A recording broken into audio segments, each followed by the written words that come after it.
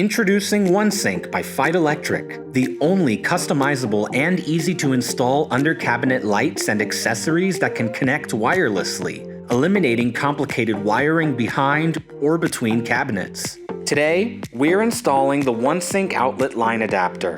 Your OneSync line adapter comes with screw anchors, both wood and drywall mounting screws, an 18-inch linking cable, instruction manual, and finally, your outlet line adapter. Here's the tools needed to install your outlet line adapter. Start by selecting the area to mount the outlet line adapter.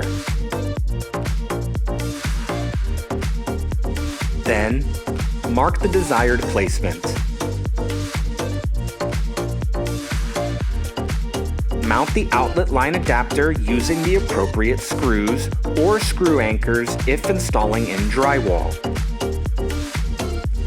Connect to other OneSync products using the provided linking cable.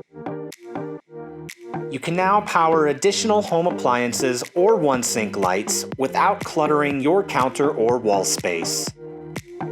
You can also power the outlet line adapter by connecting it to an outlet with a separately sold power cable.